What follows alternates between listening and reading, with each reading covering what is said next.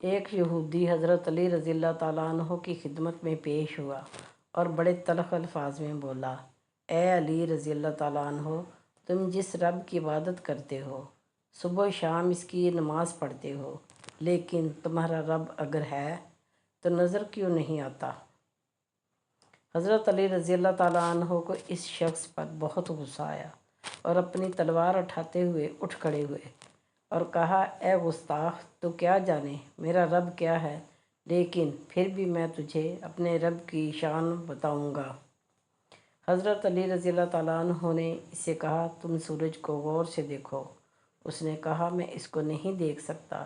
حضرت علی رضی اللہ تعالیٰ عنہ نے فرمایا کہ تم سورج کو دیکھ نہیں سکتے تو سورج بنانے والے کو کیسے دیکھ سکو گے؟